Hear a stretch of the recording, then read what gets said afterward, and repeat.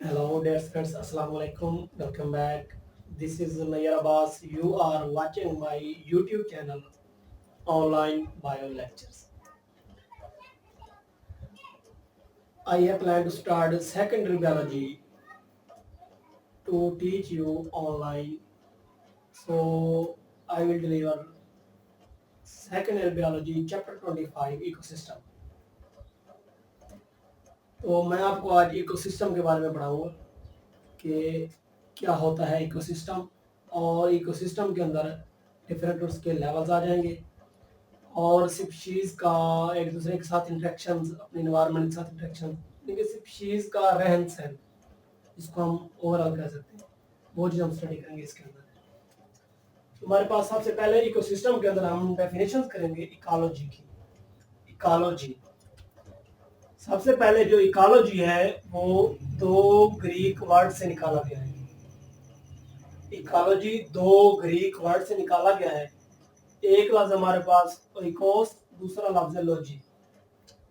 Ecology जिस तरह लफ्ज हमने पढ़ा था बायोलॉजी, लॉजी तो वही है, मींस स्टडी वगैरह, और फर्स्ट पार्ट जो है वो चेंज हो गया। जिस तरह बायो था, इधर का है ओइकोस है, ओइकोस। तो ओइकोस का मतलब है family house hold. Family house hold का मतलब इस तरह है, उसने पूरे इन्वायरमेंट को एक छोटी फैमिली की तरह बयान किया है। वो कैसे? वो ऐसे कि जिस तरह हम फैमिली में अपने खानदान के मेंबर आपस में रहते हैं, एक घर होता है हमारा, उसके अंदर हम एक दूसरे के साथ इंटरेक्ट करते हैं, अपने माहौल के साथ इंटरेक्ट करते हैं, और हम अपनी खुराक के लिए भी काम करते हैं और रहन सहन भी बनाते हैं। एक ऐसे फैमिली हाउस होल्ड। मुझे उम्मीद है आपको समझ आ गई होगी। फैमिली हाउस होल्ड का मतलब क्या है? यानी कि फैमिली हाउस होल्ड की स्टडी, यानी इसका मतलब है फैमिली जो है उसके अंदर ऑर्गेनिजम्स रहते हैं, जैसे हम हैं, हम रहते हैं। हम क्या करेंगे? अपने दूसरे मेंबर्स के साथ इंटरेक्ट करेंगे, और इंटरेक्ट करने के बाद तब हम क्या करेंगे? इंटरेक्ट करने के बाद हम फूड के लिए भी काम करेंगे, वहां पर अपनी प्लेस भी सेट करेंगे। तो ये एक फैमिली हाउस होल्ड, यानी कि इसका मतलब एक पूरी फैमिली की स्टडी, उसके अंदर लिविंग ऑर्गेनिज्म की स्टडी और उनके रिलेशन की स्टडी इकोलॉजी कहलाता है। रिलेशन किसके साथ है? जो हमारे पास नॉन लिविंग थिंग है, एबायोटिक इन्वायरमेंट। तो हम इसकी डेफिनेशन करते हैं। सबसे पहले जो इकोलॉजी का कंसेप्ट था वो था एक जोलॉजिस्ट अर्नस्ट हैकल, जर्मन था, जर्मनी का रहने वाला। उसने इसका कंसेप्ट दिया था 1866 के अंदर, 1866 के अंदर उसने इकोलॉजी का कंसेप्ट दिया था। इकोलॉजी क्या चीज है? Study of relationship of organism to their environments.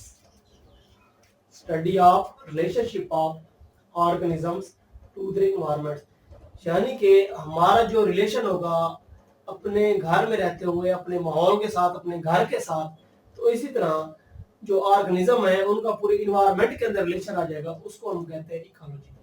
अब इन्वायरमेंट के अगर हम डेफिनेशन करें तो वो कहता है फिजिकल या biological condition under which an organism live. वो फिजिकल कंडीशन या बायोलॉजिकल कंडीशन जिसके अंदर एक ऑर्गेनिज्म रहता हो, उसको हम कहते हैं इन्वायरमेंट। तो आगे हम देखते हैं interaction with physical world and members of other species. ये इसका एक पॉइंट है इकोलॉजी का।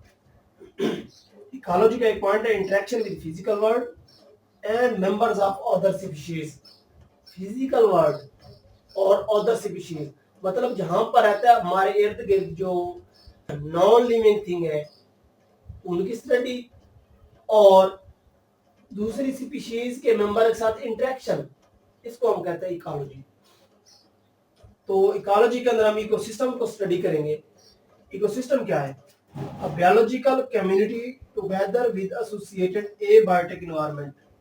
Ecosystem, biological community together with associated abiotic environment.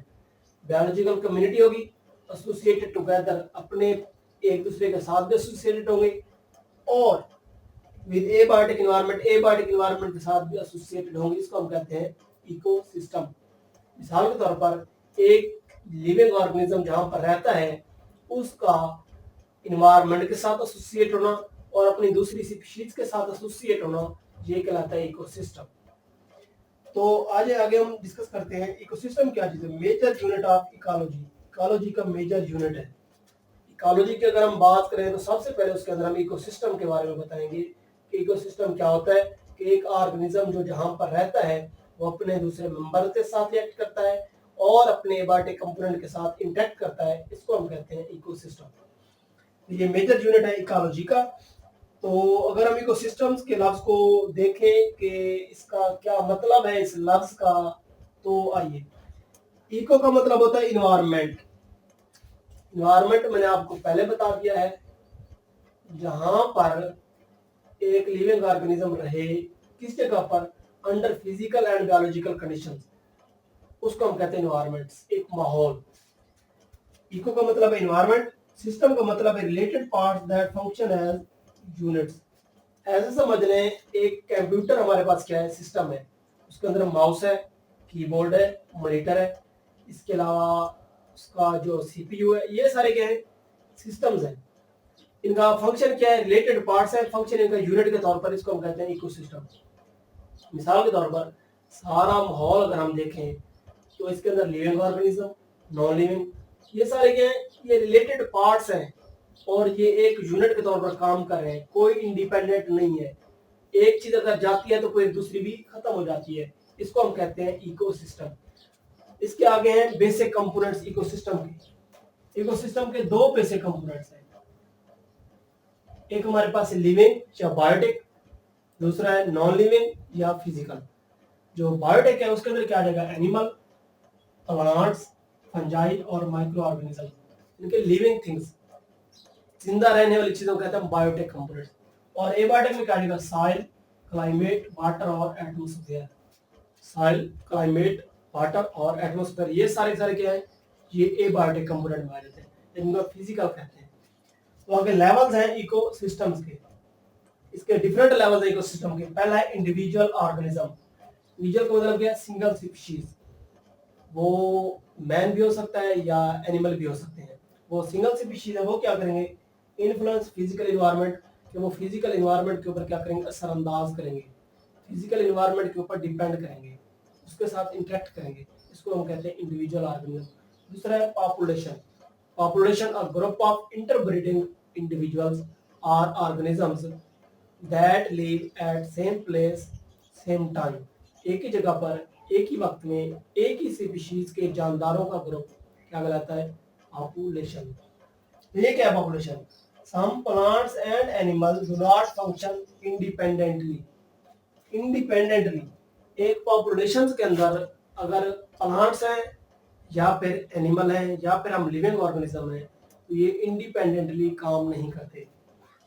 और आगे क्या है, compete for food, place and water. वो क्या करेंगे, फूड, प्लेस और वाटर के लिए कंपीट करेंगे, एक दूसरे के साथ मुकाबला होगा उनके दरमियान।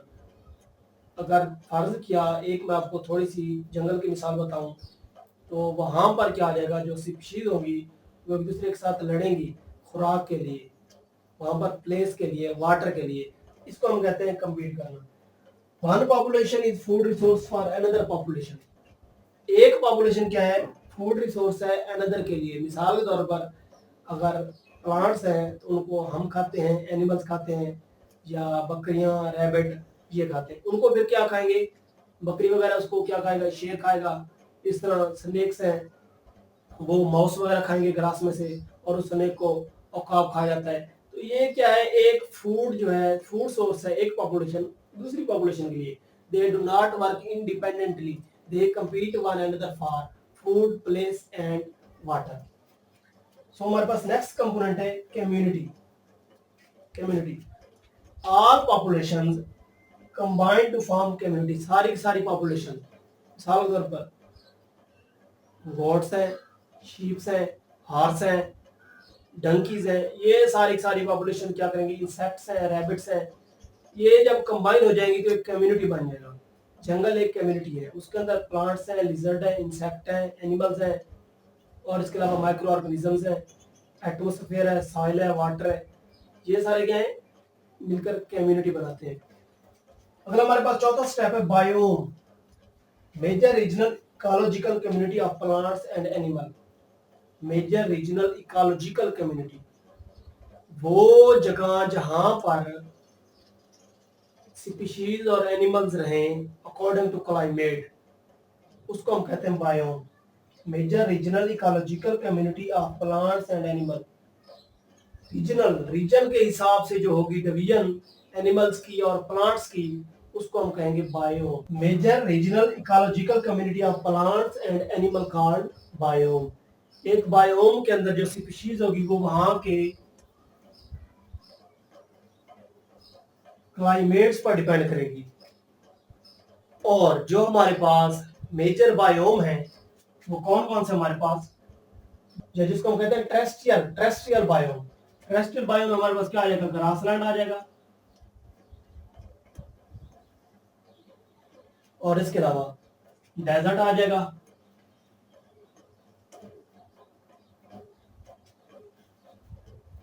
और इस तरह फॉरेस्टलैंड आ जाएगी। ये सारे के सारे क्या है, ये बायोम है। यानी कि रीजनल कम्युनिटी के मुताबिक, उनके रीजन के मुताबिक स्पीशीज की जो डिस्ट्रीब्यूशन होगी, एनिमल्स और प्लांट्स की जो कम्युनिटी होगी, उसको हम कहते हैं बायोम। बायोम पर मैंने अलग लेक्चर एक रिकॉर्ड किया हुआ है फर्स्ट ईयर बायोलॉजी में से, उसको आप देख सकते हैं मजीद इजीली। तो मैं आपको इसकी दोबारा एक मरतबा रिवीजन कर देता हूँ। सबसे पहले हम क्या करेंगे, इकोसिस्टम के अंदर इकोलॉजी को डिफाइन करेंगे। इकोलॉजी दो अल्फाज से निकाला गया है, ओइकोस और लॉजी।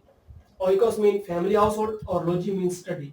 इसका मतलब है एक फैमिली की तरह जो हमारे पास रिलेशनशिप होगा ऑर्गेनिजम्स का एक दूसरे के साथ और बाहर वाले इन्वायरमेंट के साथ, तो इसको हम कहते हैं इकोलॉजी। इकोलॉजी का मतलब होता है study of relationship of living organism to their environments is called ecology.